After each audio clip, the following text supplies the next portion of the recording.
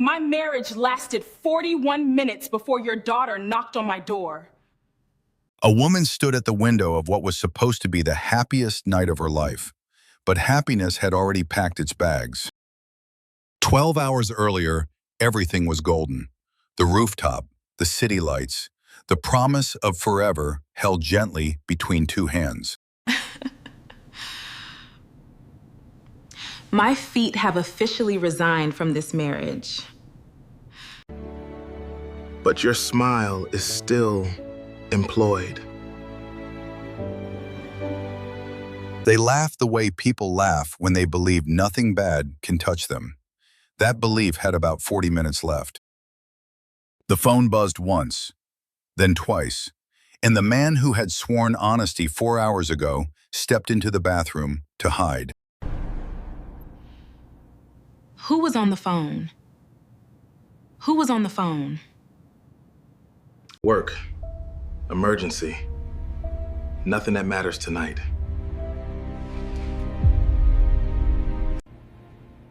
Emergencies at midnight on your wedding night. Interesting. He pulled her close. She let him. But something between them had already shifted, as quietly as a crack in glass. She closed her eyes and chose to trust. She did not know that trust was about to cost her everything. In the dark, his phone glowed like a warning nobody was reading. The secret he carried was heavier than any vow. Down the corridor, footsteps approached.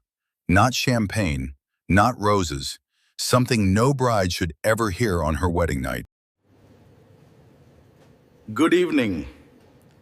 Complimentary honeymoon cake from the hotel. Not now. Leave it outside.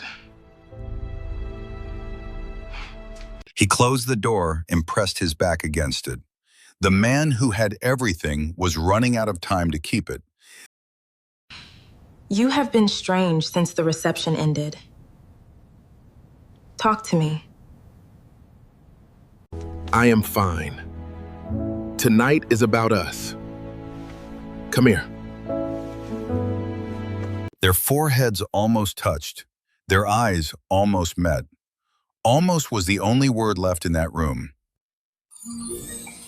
5 floors below, a woman in worn sandals carried a sleeping child to a lobby that smelled of money she had never known. The corridor stretched long and gold ahead of them. Every step brought a sick child closer to a father who pretended she did not exist. Inside the suite, Adeze heard a sound she could not place. A knock, a voice, a name she had never heard before. Kofi, open the door. Your daughter needs you tonight.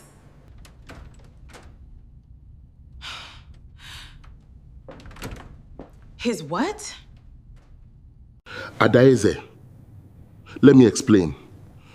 Please. Sit down. Explain what exactly? The daughter? Or the woman outside? She stepped backward.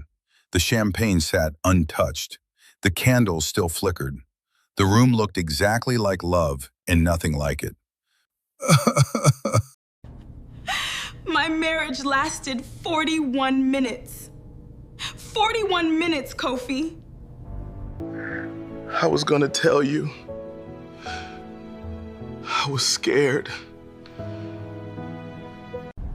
No, you were not scared. You were selfish. I did not come to destroy anything. It destroyed itself years ago. Favor got sick tonight. She kept crying for a father she barely knows. The child sat on a bed that was not hers, in a room that smelled of perfume and broken promises, and said nothing at all.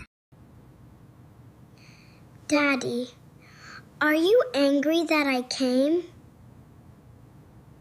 He stood frozen, not because of the accusation, because a 4-year-old child had just asked if love required permission. Who am I calling? Your mother. She clearly knew everything. Please, do not involve my mother in this. We are involving everybody tonight. When a Nigerian mother walks into a room at midnight, nobody needs to announce that the situation has become irreversible. Nobody moves. This hotel will not become a graveyard tonight. Perfect timing. Did you know about the child, Mama? The child is not what you think. Sit down, all of you. Years ago, before Kofi met you, his younger brother Tobias died. That baby became Kofi's responsibility. He raised Favor as his own. Then why hide it? Why lie on our wedding night?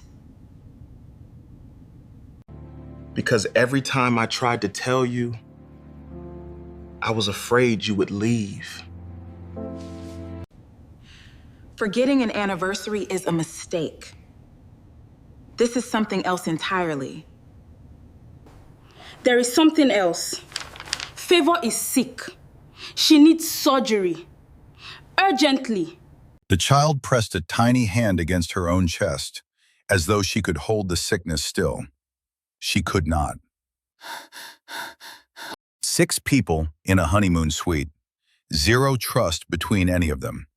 And the night was still not finished. The phone at the front desk rang again. In this hotel, the Okafor name was becoming a storm warning.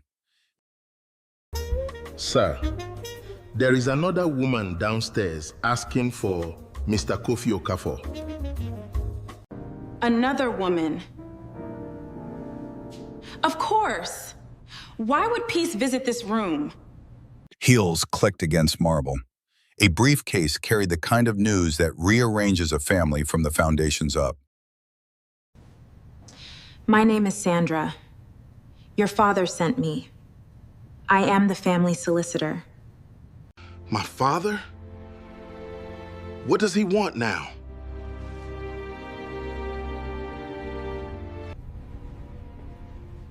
Your father passed away 3 hours ago.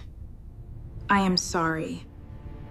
A wedding, a secret child, a death, all in one night. And the real revelations had not even started. A mother pressed a handkerchief to her mouth and wept for a husband who had been a stranger all along. Before he died, he left one final instruction for the family. The entire estate passes to one heir. That heir is not Kofi. The wax seal cracked, the paper unfolded, and the inheritance landed on a name that nobody in that room expected. 4 faces, 4 different versions of disbelief. One child sleeping through the verdict that would change everything. The sole heir named in Chief Reginald Okafor will is Favor. Impossible. That child is Tobias' daughter, not Reginald heir. 3 months ago, Chief Okafor ordered a private DNA investigation. Tobias was not Favor's biological father.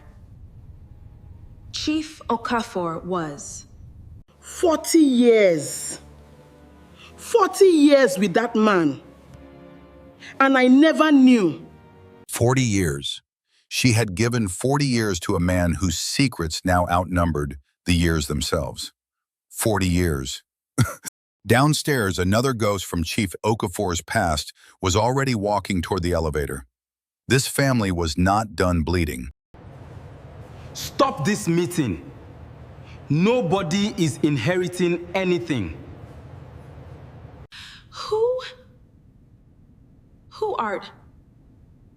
Who are you? My name is Daniel. I am Chief Okafor's son. You are lying. There's no way that happened.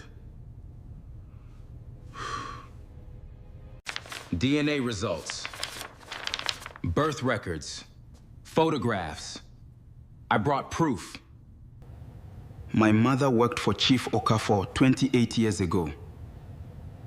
He paid her to disappear. Who exactly was I married to? Why would this family allow one problem at a time? There is another problem. The inheritance account is empty.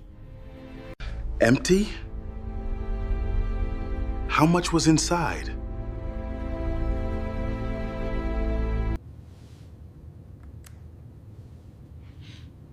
Over 3 billion naira. The suite was never meant for this many people, or this many truths. Both had exceeded maximum capacity. Chief Okafor recorded a final message 3 days before he died. If you are watching this, then I am gone. My family spent years fighting over things that do not matter. Most of those secrets were my fault. I hurt the people I loved, especially my wife. She watched the screen and saw the man she had shared a bed with for 4 decades finally tell the truth. Too late. The money has been donated to build a children's hospital in honor of my granddaughter. A mother held her daughter and wept. Not for the money, not for the name, for the years spent carrying a secret that was never hers to carry. Daniel, I knew about you every single day. I was a coward, not a father. The man who had come to claim a name found something worse than rejection. He found proof that he had been loved from a distance and abandoned up close.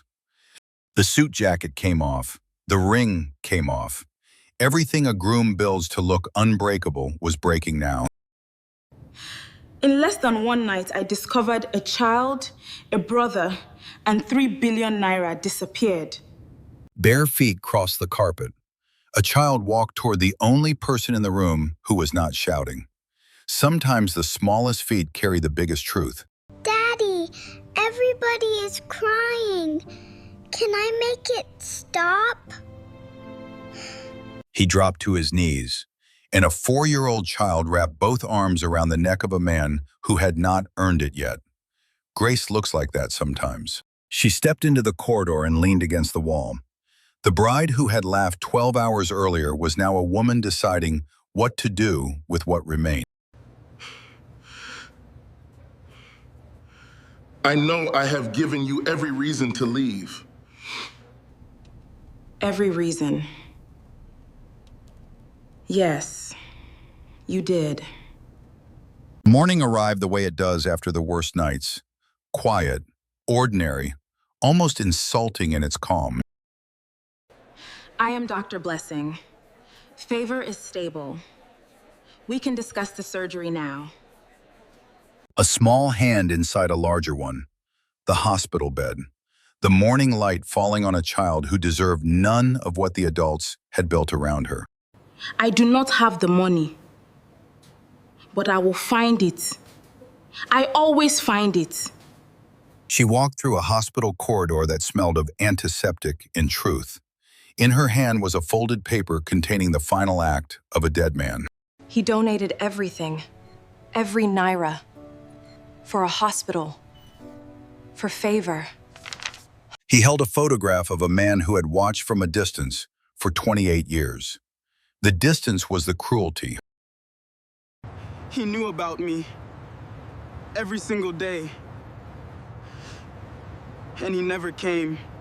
She sat in the sun and let the warmth find the places grief had frozen. Forgiveness is slow, but she had already begun. That man broke my heart. But that child will not pay for his sins. I will pay for the surgery. Every naira. That is where I start. Two men who shared a father, but not a childhood, stood in a hospital corridor and reached across the gap. I did not come here for money. I came for a family. A crayon drawing, stick figures standing together beneath a yellow sun. A child drew the future the adults were afraid to imagine. I drew everybody. See? Nobody is crying anymore. 3 feet of golden light stood between two people, not touching, not leaving, somewhere between broken and beginning. I do not know if I can forgive you. But I am not leaving that child. A stethoscope pressed against a small chest, a doctor smiling. The first piece of good news this family had received in 12 hours. Two women who had every reason to be enemies sat side by side in a hospital waiting room and chose silence over war. You carried that child alone for 4 years. That took more strength than I have. I did not come to take anything from you. I only came for favor. A hand reached across the gap, not because the wound had healed, but because some wounds heal faster when someone else holds the edge. A mother placed a handkerchief on the knee of a son who was not hers. That handkerchief had dried 40 years of tears. Now it had one more job. His sins are not yours. You are welcome at my table, Daniel.